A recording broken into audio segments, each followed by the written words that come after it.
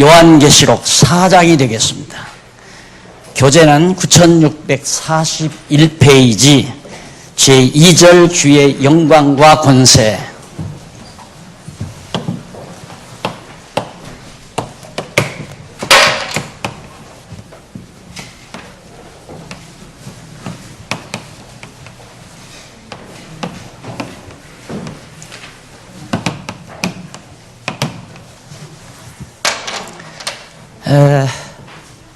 지난 시간 계시록 3장까지 해서 2장 3장에서 7교회에 보내시는 성령을 통한 주님의 하늘로 승천하신 주님의 편지를 아시아 7교회에 보낸 내용을 우리가 살펴봤습니다. 오늘은 4장부터 요한계시록 7장까지는 하늘로 승천하신 주 그리스도죠. 주의 영광과 권세에 대해서 보여주시고 알려주시는 내용을 앞으로 살피도록 하겠습니다. 오늘은 4장과 5장을 통하여 첫째,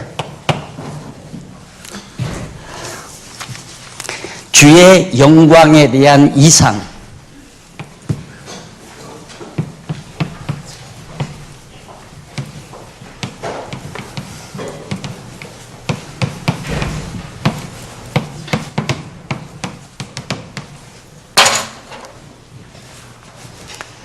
주의 영광에 대한 이상이 4장과 5장에 나타납니다. 그러면 두 번째는 두말할 것 없이 주의 권세에 대한 이상이겠죠. 첫째가 주의 영광에 대한 이상이라면 두 번째는 주의 권세에 대한 이상이 6장부터 7장까지 나타납니다. 이 내용은 미리 성도님들께서 기억하실 것은 부활 승천하신 120문도가 감람산에서 승천하신 그리스도를 눈으로 목격을 했습니다.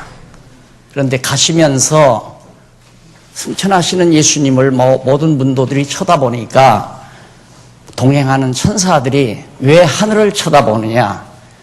하늘로 구름을 타고 승천하신 예수 그리스도는 다시 너희에게 오신다는 약속을 분명히 천사들을 통해서 해주고 예수님이 가셨습니다. 그런데 늘 여러분들이 아시다시피 예수님이 죽으시고 죽기 전에 주전 63년도에 로마 제국이 이스라엘, 유다 백성들을 지배하면서 로마 군대에 의하여 예수님이 십자가에 못 박혀 죽으셨습니다. 유대인들도 물론 합세했죠. 그렇게 해서 죽으셨는데 죽으셨다가 부활 승천하셨거든요. 승천하셨는데 지금 사도 요한이 이 편지를 쓸 때가 95년도란 말입니다. 95년. 이때까지 예수님이 안 오시는 거예요. 그 이전 70년에는 예루살렘이 다 성전이 다 헐어져 버리고 불타버리고 이런 어려운 일들이 계속 빚어지는데도 예수님은 아예 하늘에서 올 생각도 하지 않는다 이 말입니다. 그러니까 아시아 7교회 성도들은 낙심할 수밖에 없잖아요.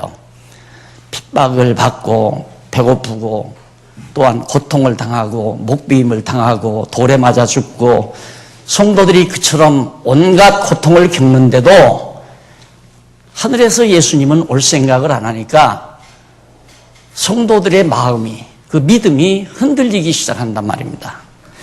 그래서 7교회에 먼저 편지를 보내고 나서 그게 3장까지예요. 그 다음에 성령께서는 예수님께서죠. 주께서 성령을 통하여 주님의 영광과 권세를 보여주고 알려줍니다. 그래서 영광은 보여주고 그리고 권세는 알려주어요.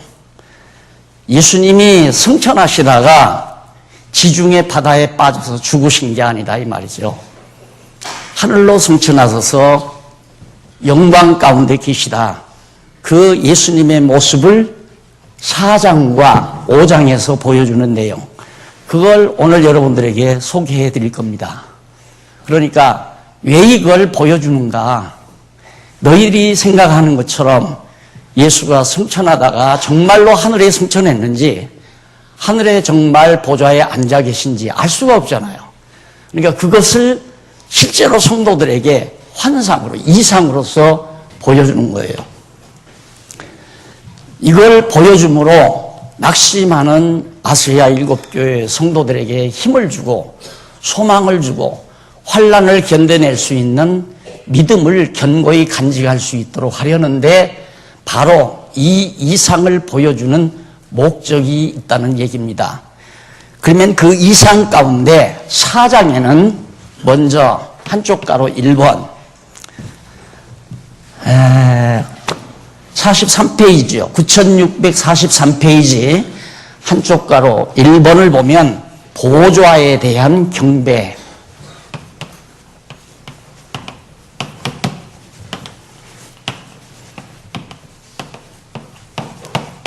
이게 4장에 나타나요.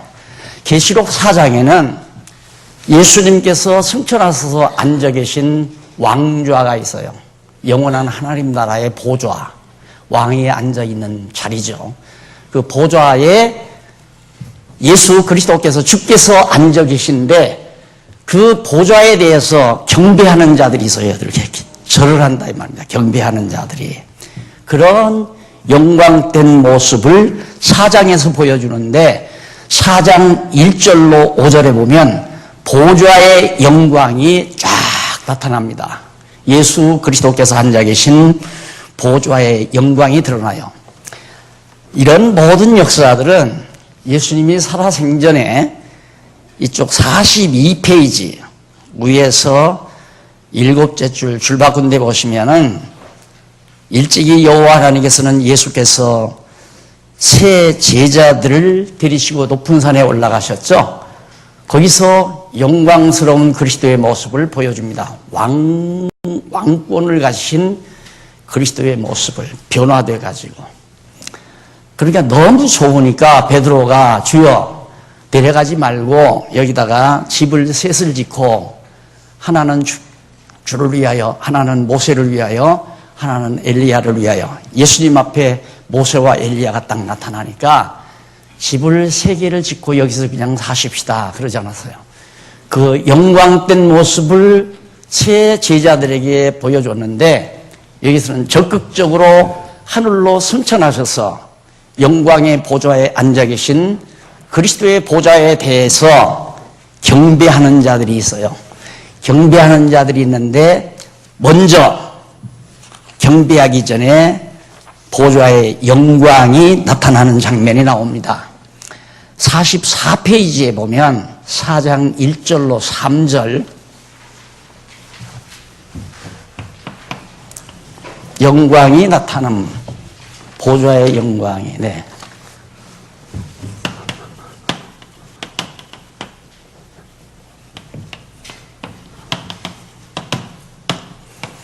보좌의 영광이 이렇게 쫙 이상으로 나타나는 거예요. 이것이 1절로, 4장 1절로 5절. 한 절도 안 빠지죠. 요한계시록의 내용 하나도 빠지지 않고 이렇게 딱딱 다발을 지어서 성도님들이 알기 좋게 쉽게 이게 딱 만들어 드렸습니다.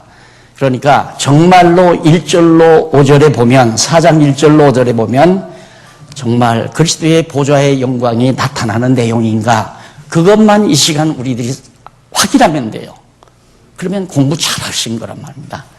그러니까 이 제목, 이 주제가 맞는 주제인가, 이걸 확인하는 거. 이건 제가 지금 주제를 만들어 놓은 거니까 박용기 네가 만들어 놨더라도 그것이 정말 성경대로 맞는 얘기냐, 이것은 여러분들이 확인해야 된다고 그랬잖아요. 바울의 말을 듣고도 베리아 사람들은 데살로니가 사람보다 더욱 신사적이기 때문에 바울의 말 듣고 그냥 믿어버리잖아요. 성경을 읽고 반드시 확인을 했죠. 그러니까 아무리 집에 가서 하시라 해도 잘 안 하시니까 나오신 김에 저와 함께 확인한다고 생각하시면 됩니다. 자, 그러면 한번 확인해 보십시다. 1절로 3절에 보면 하늘에 베풀어진 그 보좌에 앉은 영광스러운 그리스도가, 예수 그리스도가 보여집니다. 2일 후에, 여기서 2일 후에라는 말은 아시아 7교회에게 편지를 보낸 후에 그 말이에요. 그 후에 내가 보니 하늘에 열린 문이 있어요. 하늘의 문이 활짝 열렸는데 내가 들은 바 처음에 내게 말하던 나팔 소리 같은 그 음성이 가로되 이리로 올라오라. 이후에 마땅히 될 일을 내가 내게 바로 보여주겠다 하는 얘기입니다. 그렇게 처음 1장에서 나팔 소리와 같은 우렁찬 하늘의 음성, 하나님의 말씀이죠. 이런 음성이 또 들려왔어요. 들려왔는데 하늘의 문이 활짝 열린다. 이리로 올라와라. 하늘을 올라오라 이 말이에요. 사도 요한을 올라오라고 하면서 왜 올라오라고 하냐면 앞으로 될 일을 내게 알려주겠다 하는 얘기입니다. 그런데 여기 될 일을 알려주겠다는 말은 어떤 얘기냐면 우리말 될이란 말은 미래사예요. 앞으로 되진다는 얘기예요. 그런데 성경 본문에 나타난 이 될이라는 말은 헬라 원문에 보면 그렇게 앞으로 나타날 그런 일만이 아닌 바로 거기 보면 이쪽 45페이지 위에서 7째 줄 중간에 나오죠. 기네스다이라는 말이 나와요. 헬라어. 이는 부정과거, 중간태, 디포넌트 동사로 과거에 된 일, 현재도 되고 있는 일, 앞으로도 될 일, 이걸 전체를, 그러니까 이렇게 생각하면 됩니다. 여기서 우리말 성경만 보면 앞으로 되질 일을 알려주겠다 그 말이 아니라 과거에 된 일, 지금도 현재로 되고 있는 일, 그리고 앞으로도 될 일, 이걸 다 너에게 알려주겠다 그 말이에요. 이것이 되리라는 말입니다. 그러니까 이 부분만 조심해서 읽으시면 잘 이해가 가도록 되어 있습니다. 그 다음에 2절에 보면 내가 곧 성령에 감동되어 올라오라고 해서 사도 요한이 성령의 감동을 받아가지고 올라가 봤어요. 감동되었더니 보라 하늘의 보좌를 베풀었고 그 보좌 위에 앉으신 이가 있는데 바로 앉으신 이의 모양이 벼곡 같고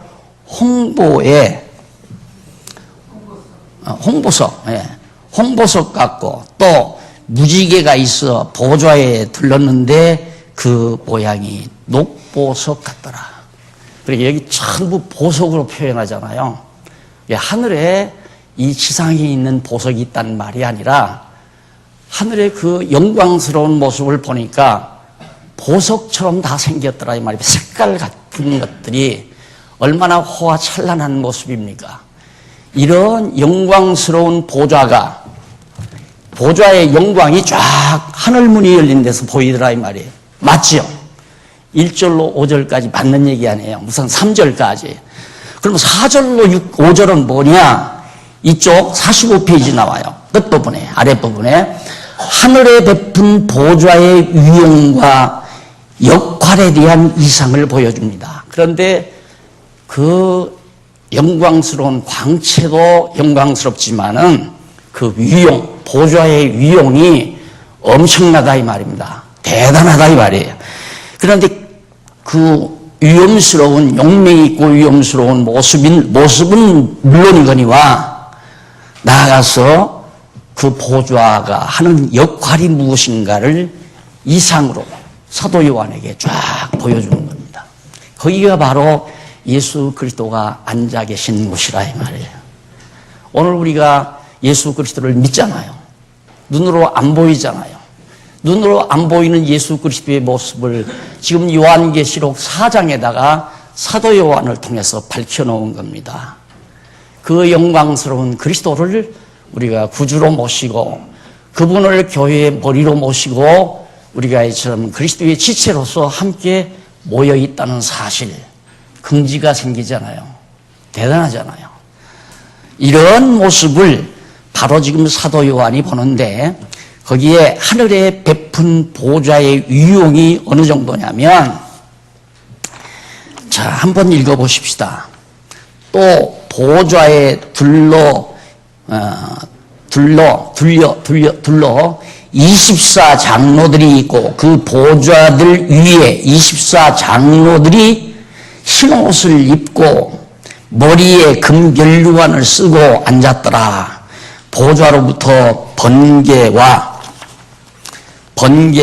음성과 뇌성이 나고 보좌 앞에 7 등불 켠 것이 있으니 이는 하나님의 7 영이라. 성령이시라 이 말이에요.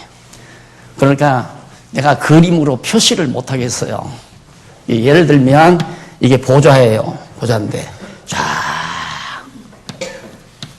이 24 장로들이 쫙 둘러 있다 이 말입니다. 보좌 주변에 둘러 있고, 그리고 여기에서 그리고 이 보좌 앞에 7명, 성령이 7명이 다 대비해 있고. 왜? 보좌에 앉아 계신 그리스도 주께서 성령을 보내서 우리 지상에 있는 교회들을 보살피고 이끌어 가시고 주관해 가셔야 되잖아요. 그러니까 7명 성령이 교회 머리 되신 그리스도께서 명령하는 것을 기다리고 주의 보좌 앞에 있는 거란 말입니다.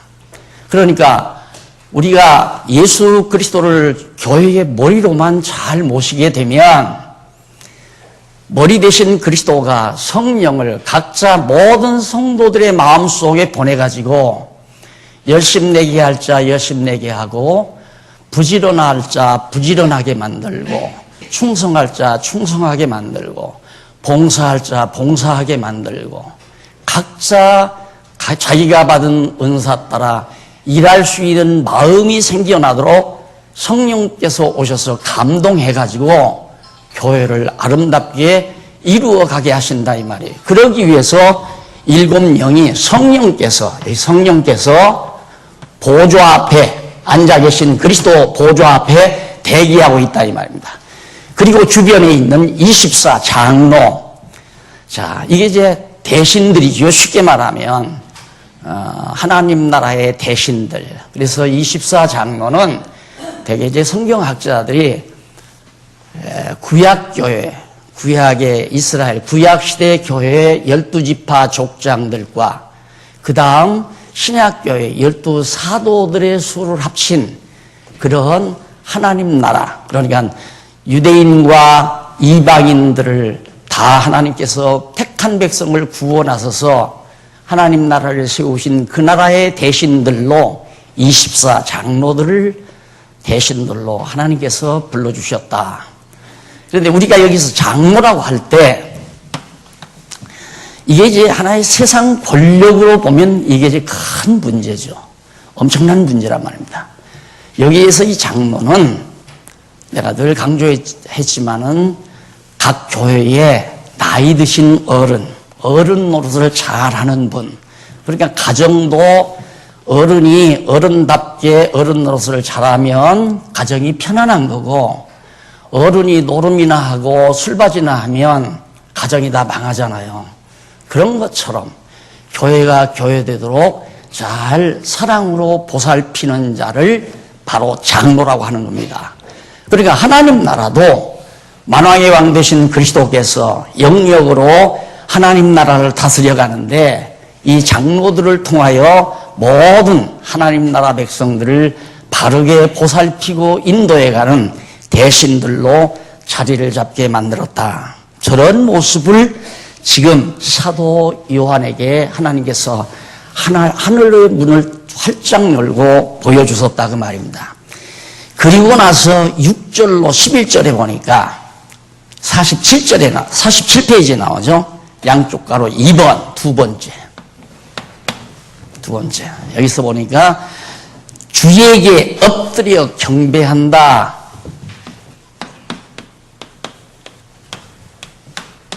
엎드려 경배함. 이것이 6절로부터 그 이하 11절까지. 자, 그러니까 여기 경배가 나오잖아요.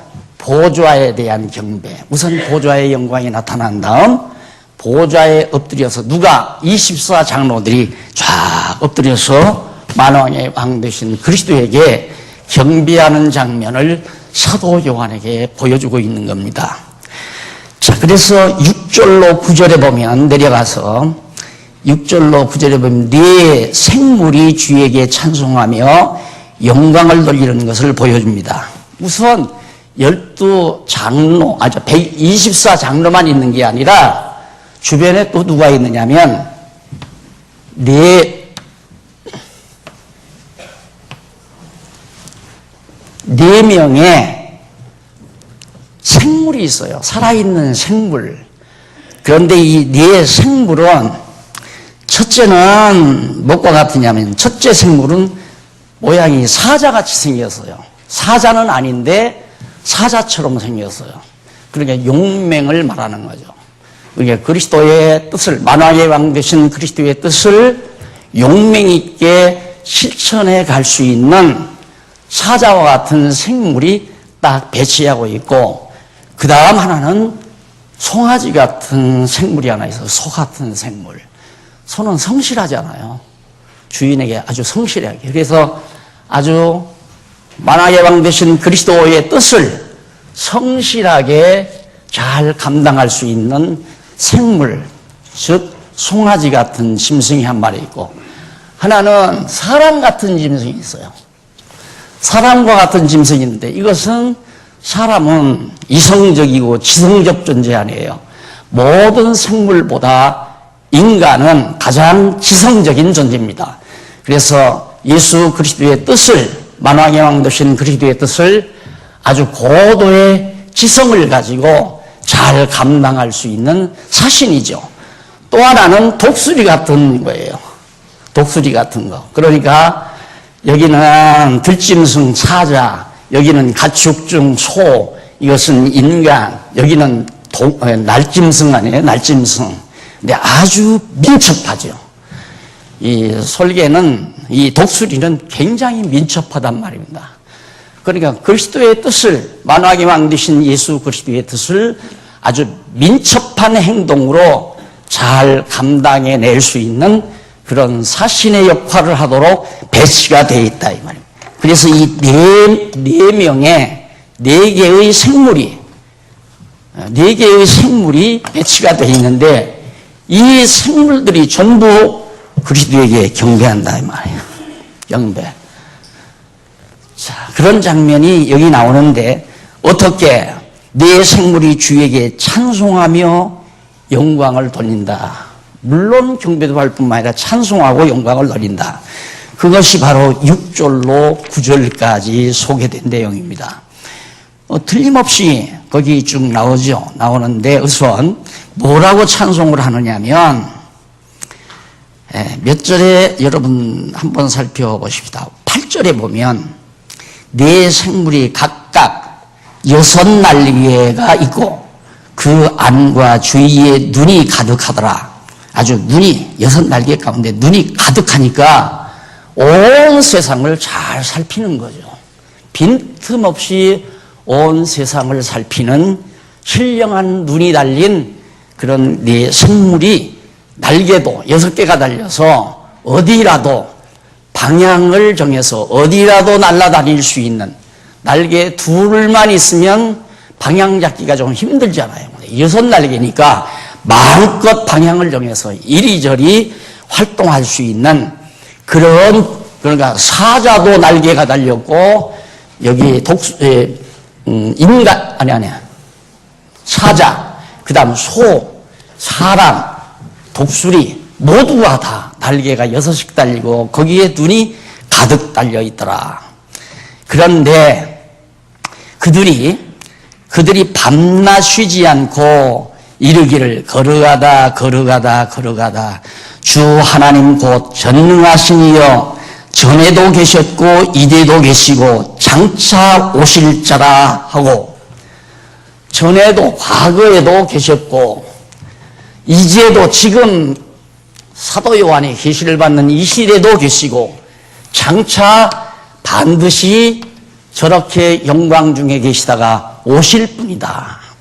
그러면서 네 생물이 하나님을 찬양하는 내용이 거기 나옵니다. 그런데 그 찬양의 이유가 뭐냐면, 찬양의 이유가 첫째는 그들이 밤낮 쉬지 않고 이르기를 거룩하다 그렇게 계속해서 하나님을 찬양합니다. 찬양하고 그 임무가, 그러니까 네 생물의 임무가 여호와 예수 그리스도를 찬양하는 것. 그 다음 둘째는 뭐냐면 그 생물들이 영광과 존귀와 감사를 보좌에 앉으사 세세토록 사시는 이에게 돌린다. 모든 영광을 그리스도에게 돌리는 임무를 네 생물이 간직하고 있다. 정말 영광스러운 모습이죠. 그러니까 부활 승천하신 악당들에게 무참하게 피살되어 십자가에 못 박혀 죽으시고 3일 만에 부활 승천하신 예수 그리스도는 우리의 눈앞에 보이지 않지만 보이지 아니하는 영원한 하나님 나라에서 저렇게 영광 중에 계시면서 이 땅 위에 살면서 괴로워하고 고통스러워하고 많은 시련과 환난을 겪는 오늘 우리들을 예외 없이 바라보시면서 살피고 계시다는 것을 사도 요한을 통해서 잘 보여주고 있는 겁니다. 그 다음 10절로 11절에 보면 장로들이 보좌구 주에게 경배하고 영광을 돌립니다. 24장로들이죠. 여기 24장로들도 영광을 주에게 돌리고 그에게 전부 경배하는 그런 모습이 바로 11절까지 소개된 내용이 나타나 있습니다. 자, 그러면 이제 제가 말씀드린 대로 보좌에 대한 경배 틀림없죠. 24장로들이 경배하고 네 생물들이 여호와 하나님을 찬양하고, 이런 장면을 지금 사도 요한에게 보여준 것이 바로 4장 내용이었다. 틀림없잖아요. 4장, 여기 4장. 보좌에 대한 경배, 영광스러운 보좌에 대한 경배. 누가? 네 생물과 24장로들이 모든 영광과 존귀를 예수 그리스도에게 돌리고, 그리고 예수 그리스도에게 경배하는 그런 장면이라는 게 성경 본문에서 확인이 된 겁니다.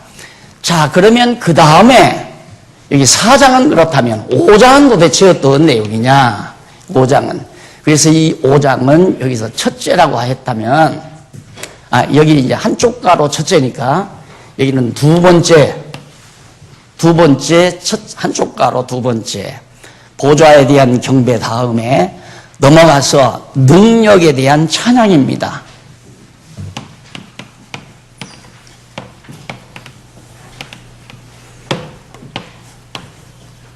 찬양. 이게 이제 5장 내용이죠. 자, 우리가 천국 가서 할 일이 뭔가? 천국 가서 할 일은 다른 거 없어요. 그리스도에게 경배하고 찬양하는 일. 그게 바로 우리가 해가는 일이거든요. 이게 하나님 나라가 하는 일이 뭐냐? 하나님 나라 백성들이 하는 일이 하나님 나라의 왕이신 예수 그리스도에게 찬양하고 경배하는 것. 이것이 바로 우리 성도들이 해야 될 중요한 일이란 말이죠. 그래서 5장 전체가 능력에 대한 찬양인데, 자, 보십시오. 부활 승천하신 예수 그리스도는 어디 가서 구석에 베겨가지고 숨어 있는 것도 아니고, 아니면 지중해 바다에 떨어져서 그냥 새우밥이 된 것도 아니고, 하늘 보좌에 이렇게 영광스럽게 있을 뿐만 아니라 그가 가지고 있는 능력이 대단하다. 그 능력에 대해서 알려줍니다. 그러니까 여기는 이상은 여기서 보좌에 대한 보좌에 대한 경배 4장은 능력에 대한 찬양, 경배하고 찬양하는 내용이 나오죠. 이 말은 뭐냐면 그렇게 영광스럽게 있을 뿐만 아니라 대단한 능력을 가지고 계시다. 예수 그리스도가 능력이 없어서 지상에 있는 교회가 핍박을 당하는데도 모른 척하고 있는 게 아니다. 능력을 다 가지고 있다 이 말이에요. 예수님께서 처음 십자가에 못 박기 전에 악당들에게 붙들리죠. 붙들릴 때 베드로가 칼을 빼가지고 말고의 귀를 자릅니다. 악당들의 귀를 잘라요. 그러니까 예수님께서 아서라 칼을 쓰는 자 칼로 망한다. 내가 이제라도 하늘의 12영이나 더 되는 영을 확 불러들이면 순식간에 다 해치울 수 있다. 저 악당들 순식간에 다 해치울 수 있다.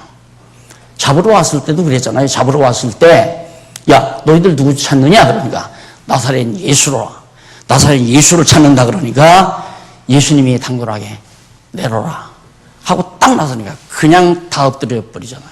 그냥 다 엎드려져 버린다 이 말. 그러니까 예수님이 능력이 없어서 세상의 교회가 핍박당하고 어려움 당하는 것을 모른 척하고 계시는 게 아니다. 능력이 대단하다. 이 능력을 보여준다 그 말이에요 지금. 그래서 그 능력에 대해서 어떤 능력을 가지고 계신가를 하나하나 살펴보도록 하겠습니다. 우선 생물과 장로가 찬양을 해요. 자, 여기 네 마리의 생물과 24장로들이 누구를? 예수 그리스도 만왕의 왕을 찬양한다 이 말입니다. 계속해서 이것이 1절로부터 10절까지 나타나요. 찬양 내용이. 그런데 거기 5장 1절로 5절에 보면 53페이지 중간에 나오죠. 인봉한 책에 인들을 떼는 자가 다윗의 뿌리임을 알려줍니다. 참 대단한 얘기입니다. 거기 보면 1절에 보면 내가 봄에 보좌에 앉으신 이의 오른손에 책이 있었어요. 예수님의 오른손에 책이 하나 딱 있었는데 이 책은 안과 밖으로 가득이 이제 이렇게 기록이 되어 있는데 7개의 인이죠. 도장, 이걸로 봉인을 딱 해놨어요. 이 책이 하나 안팎으로 다 있는데 그 책을 7개의 인으로 딱 봉인을 해서 아무도 그 책에 대한 내용을 열어볼 수가 없다고 말이에요. 그러니까 얼마나 답답하겠어요.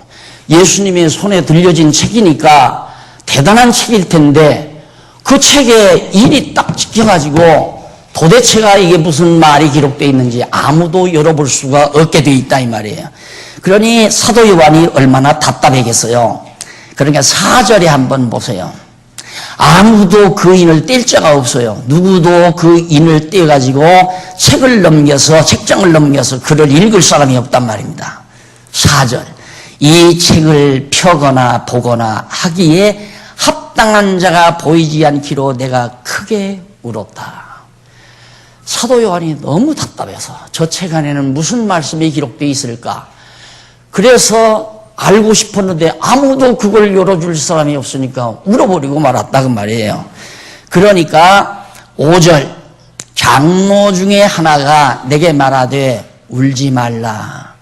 유대 지파의 사자 다윗의 뿌리가 이기였으니 이 책과 그 7인을 떼시리라 하더라. 7개의 인 7인이죠. 7. 아무도 뗄 자가 없는데 다윗의 뿌리란 아브라함과 다윗의 자손으로 오신 예수 그리스도죠. 예수 그리스도는 승리했다 이 말이에요. 악당들에게 뚫려서 십자가에 못 박혀 죽으셨지만 3일 만에 부활 승천하심으로 승리를 거두었기 때문에 그분만이 이 7개를 뗄 수가 있다. 울지 말라 그 말이에요.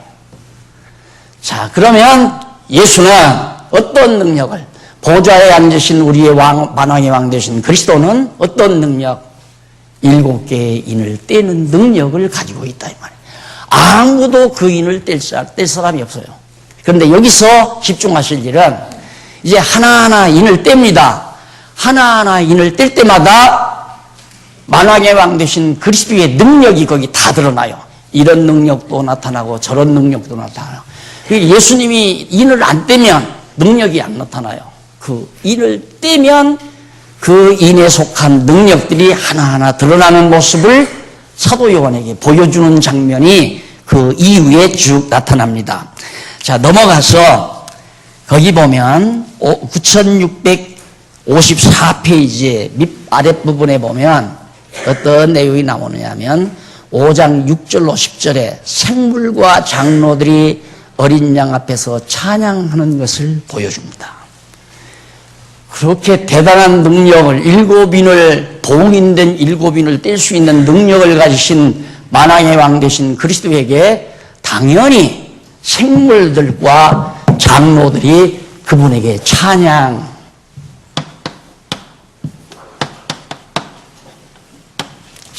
하죠. 내가 이 찬양을 쓰는 이유가 오늘은 찬양이 참 많아서요.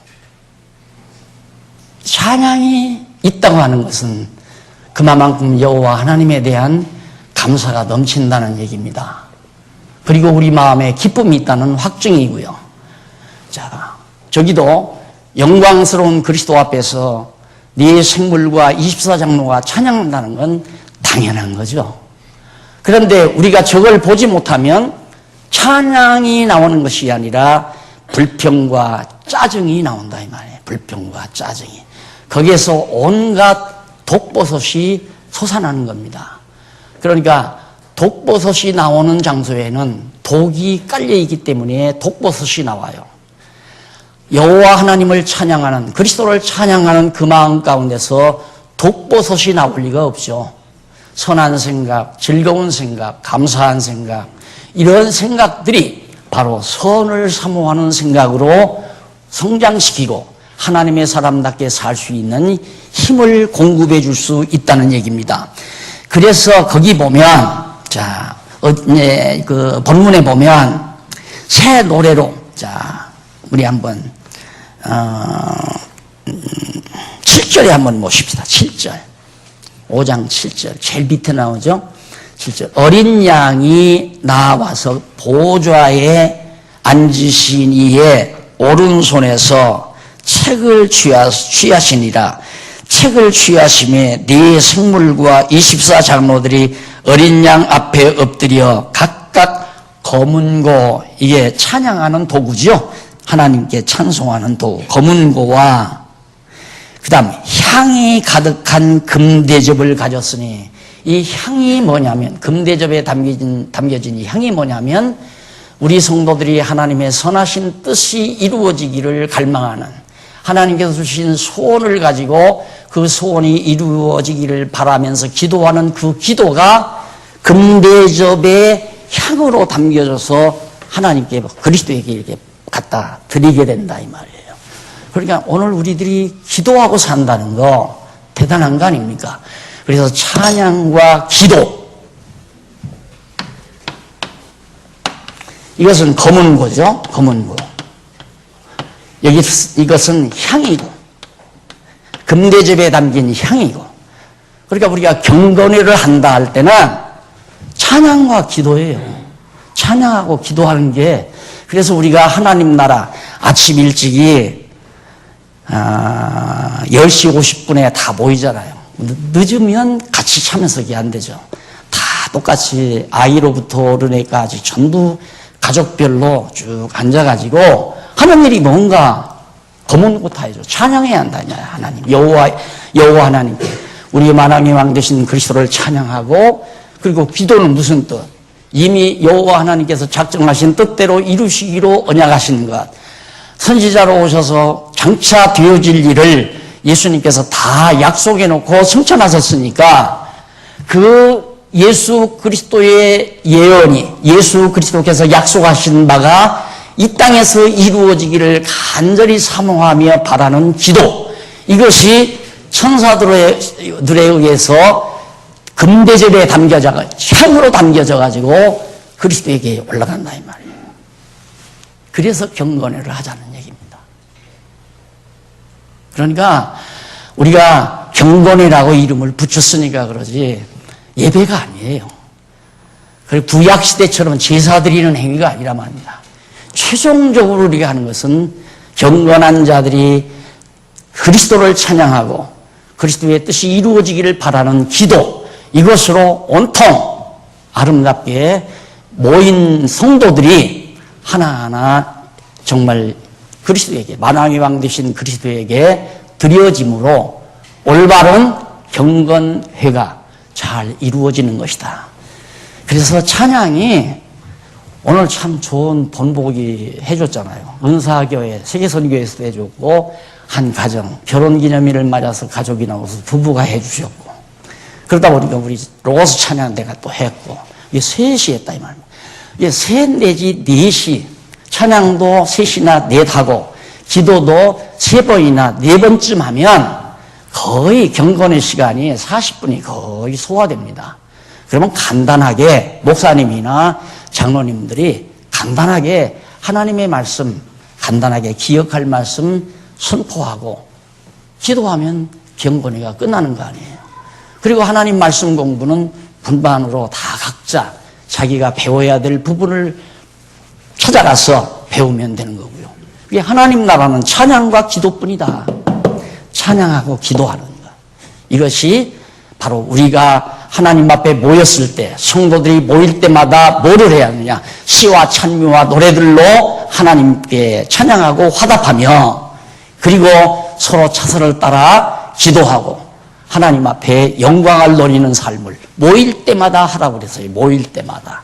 그래서 우리가 성도들은 일단 모임을 가지면 먼저 경건회부터 간단하게 찬양하고 기도하고, 그리고 나서 회무 처리하고 하는 이유가, 우리는 모일 때마다 시와 찬미와 노래들로 화답하라고 했으니까 모일 때마다 찬양하고 모일 때마다 기도하고, 이건 당연한 우리 하나님의 백성들이 해야 될 일들입니다. 자, 그 다음에 넘어가서 두 번째 천사와 만물이 송축함. 여기 이제 빠졌네요. 첫째가 생물과 장로가 찬양하고,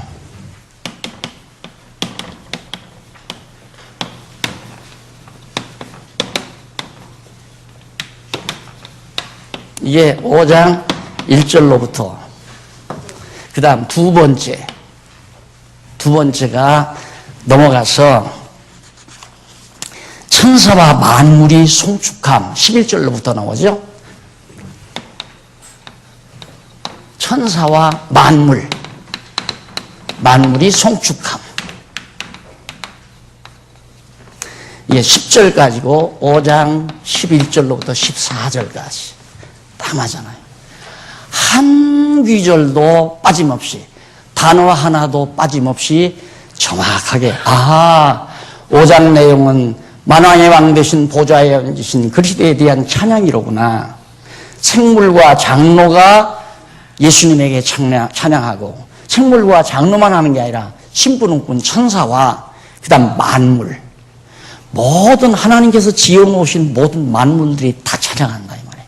별도, 태양도, 지구도, 바다도, 나무도, 돌도, 모든 만물이 다 하나님을 송축한다.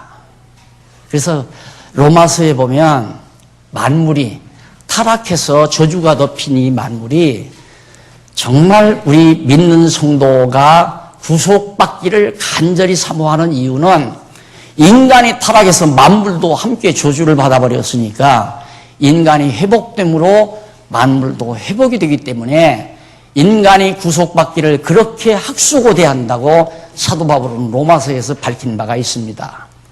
그래서 우리가 자연보호 하지만은 그냥 이 물질주의적인 견지에서 자연보호가 아니라 이 모든 자연도 하나님께서 직접 지어놓으신 모든 물건이기 때문에 내 것이 아니에요. 나무 한 그루도 내 것이 아니고 돌 하나도 내 것이 아니고 천지 만물이 내 것이 아니라 말입니다. 다 하나님의 것이지. 그러니까 결국 이제 구속된 그날에는 다 아시죠? 이건 둘째 아담 아니에요? 첫 아담은 에덴 동산에서 만물의 통치권을 다 상실해버렸어요. 하나님이 천지 만물을 다 지어놓으시고 첫 아담에게 너 이걸 다 가지고 네가 다스려라. 이 모든 만물을 네가 다스리고 지켜라. 그런데 아담이 타락해가지고 그 통치권을 다 상실해버렸어요.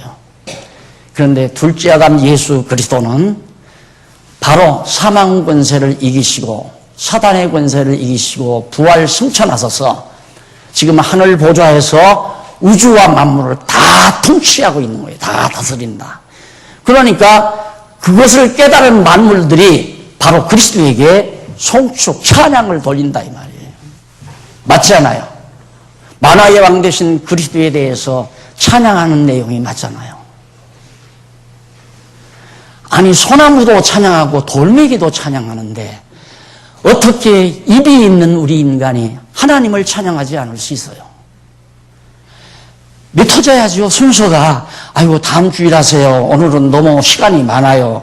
아이고 다음 주일에 하세요. 이렇게 되지는 날이 나는 반드시 있을 거라는 소망을 가지고 있습니다. 기도도 마찬가지죠. 집에서 혼자서 기도하다가 눈물을 머금고 이 아름다운 기도를 어떻게 나 혼자 마음으로 온 성도들의 마음을 모아서 기도하고 싶다 해서 오늘은 나도 좀 기도할래요 하고 기도하려는 순서가 5명, 7명, 10명 이렇게 늘어날 때 사회자가 아이고 오늘은 4명만 하십시다. 순서가 없어요. 시간이 넘어요. 안 돼요. 그렇게 해서 자꾸 온 성도와 기도하고 찬양하는 그런 분위기로 정말 아름다운 그런 경건회로 하늘 보좌에 앉아 계신 그리스도에게 영광을 돌리는 우리 장안중앙교회가 됐으면 하는 간절한 바람을 이 부분을 강의하면서 마음속에 간절한 소원으로 간직하고 있습니다.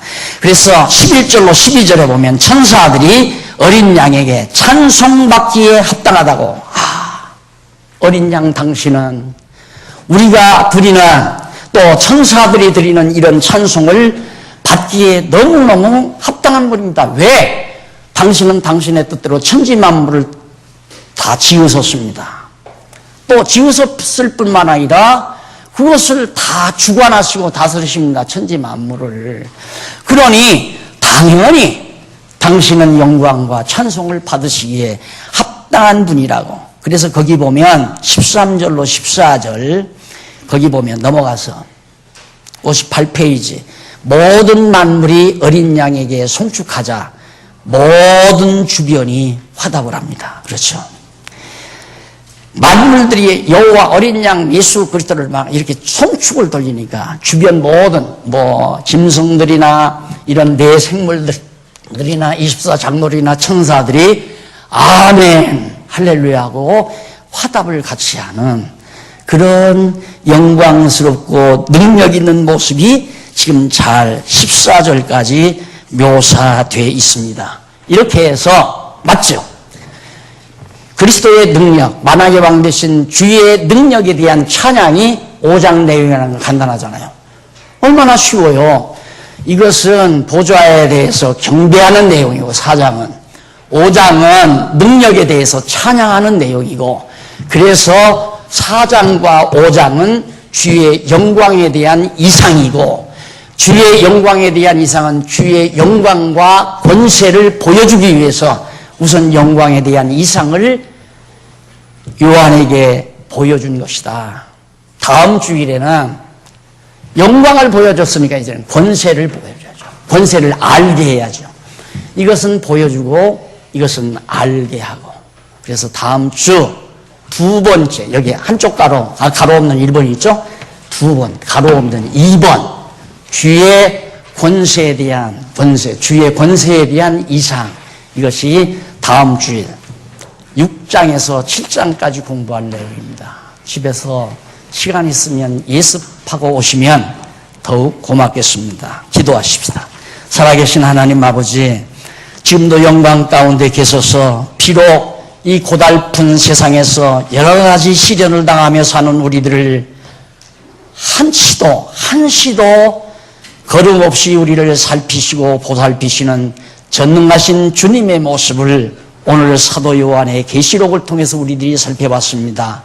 하나님 아버지, 외로워하지 말게 하시고 고달파하지 말게 하시고, 우리는 아직 세상에서 모진 시련과 역경을 당하지만 우리 주님 지금도 영광 중에 우리들을 구속해 주시고 우리들을 붙잡아 주실 우리의 왕 되신 그리스도가 당당히 영광 중에 살아계시다는 확신을 가지고 소망 중에 살아가게 하시옵소서.